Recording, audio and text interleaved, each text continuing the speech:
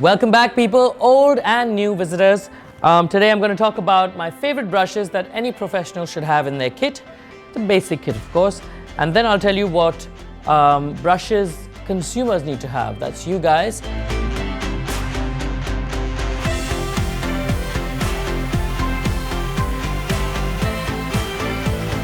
So I'm going to start with brushes for the face. First, I would say a big powder brush.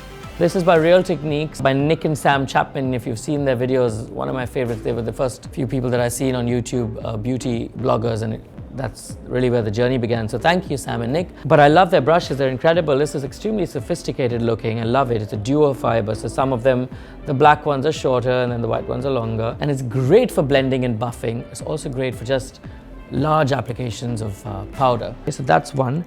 You also want to have a smaller version of the same brush, but mainly for blusher, also for foundation. You could use liquid or cream foundations, apply that with this brush. And if you prefer more coverage, then you want to go with a flatter version of a brush. So this is a flat foundation brush. This one's by Makeup Forever. It's relatively a little more expensive than Real Techniques, but quality-wise, I'd go with the Real Techniques. It's really fancy and convenient and economical.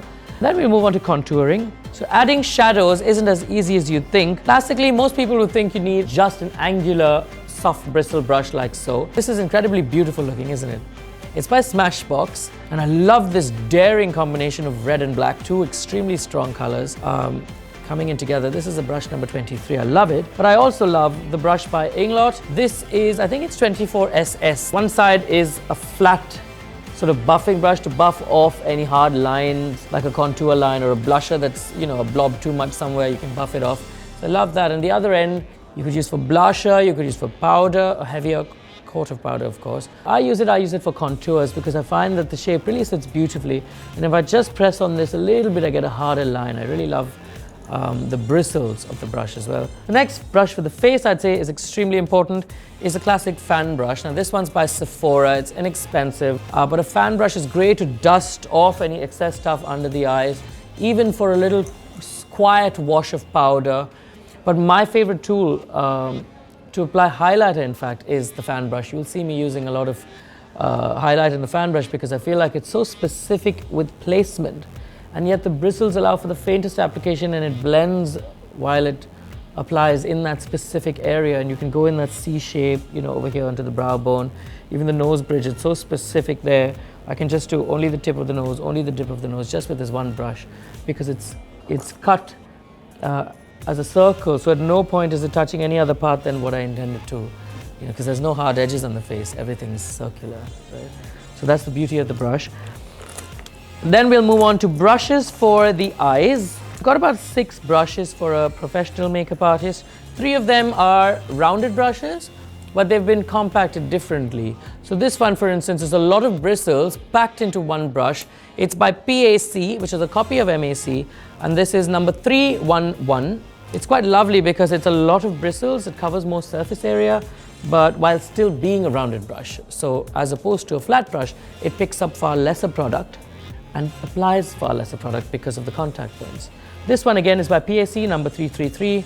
It's kind of like the 217 of MAC, and I like it because it's fewer bristles, so it's far lesser product. If you want to blend a little bit of a corner here, an edge there, something under the eyes, like a quick nudging the product here or there, this is a great brush to have. Also for the faintest application of powder in specific places. If you're a professional that's working with video or beauty and you're going really tight and you want just the powder only in the corners of the nose without touching too much here or there, you pick your loose powder or your compact and you just, you know, go into the little creases and corners of the face, even for the ears. It's beautiful, it's very tiny. And finally, I have this brush, which is PAC number 340. It's a rounded brush, but it's been compacted flat like that, and that's why you have the, you know, the projection of the brushes is more linear in that sense. And I like to use this to blend concealer. So when I put concealer on inner corners of the eyes, it's very specific. It blends really well, even though it's not a buffing brush. The last 3 brushes for the face, I'd say, are very crucial. One is a smudger brush. This is again by Smashbox, number 15. It's a smudger brush with a lot of bristles packed, so it's great for the under eyes, great for the eyeliner being smoked out, that little detail. And then there's the smaller version of it. It's like a gel smudger, or you have one of those fast drying pencils, then you want to smudge it with the sponge tip applicator. This is a great smudger for that. This is again by Smashbox, and the other side is a tiny eyeshadow eyelid applicator. So you go with the little details of lifting of the wing here, a little edge, smudging this, smudging that. It's great to have a tiny brush like so. And then of course there's the wider shadow brush. This one again by Paris in the number 106. You can see that I use this a lot for applying cheek and lip stains under the eyes. I apply this a lot to Aditi Rahadri when I do her makeup. I take the lip stain and I rub it under her eyes. It gives you that very fragile, vulnerable, sore eye kind of look, which is incredible. So this brush is a flat brush, but much wider than a smaller one. I love those. I'm going to end with 3 special brushes. One for the eyebrow, which is one of my favorite brushes, of course. It has to be an angular brush. You have to have an angular and a sort of coarser brush. It's not soft. It's not for the eye area. It's more for the brow, so the coverage is more. And this one's by Real Techniques. I also have a flatter brush like this one. It's a straight flat brush. I like to use this for the lip corners or to get that lift in eye. You know, you made a mistake in your eyeliner, you go in with your concealer and just redraw. You redraw your concealer around the lip line and stuff like that. And then finally, of course, is a very obvious, a lip brush. Good to apply lipsticks, glosses, so and so. If you're a consumer, you'd probably have a watered down version of these brushes. I'd pick for you one powder contour. You could even highlight with it if you wanted. You could apply foundation with it.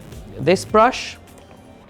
I'd also pick my Inglot 24SS. Great for contours, great for blusher, even powder if you wanted. And then specific nose contours. I like to take the contour like that. Just with the corner of this brush, you get that thin line which creates a great shadow on the nose. Great for contours. Also great for buffing. So this one. Then I'd say everybody needs a rounded fluffy brush for the eye area to do the crease and stuff like that, blending colors together. You also need a lip brush. And I'd say you need a concealer brush like this, a tight rounded brush, but you can apply concealer within specific spots. And finally, if you want a heavy application of eyeshadow, a flat brush. So this is what I'd say a basic person needs. 6 brushes and you're good to go. I hope you guys have enjoyed watching this tutorial about brushes. And with these brushes, I do all of my work. I mean, there's a lot more, of course, but these are the brushes that help me on a daily basis painting all of these faces that I do. And I'm happy to take on a challenge from you guys. So if you have an interesting idea that requires brushes to paint a face and present it to you guys, do write in a challenge for me in comments below. Don't forget to subscribe to the channel. I'm on all social media. My handle is eltonjfernandez, and I'll see you in the next tutorial. Hopefully you got interesting challenges for me. Take care.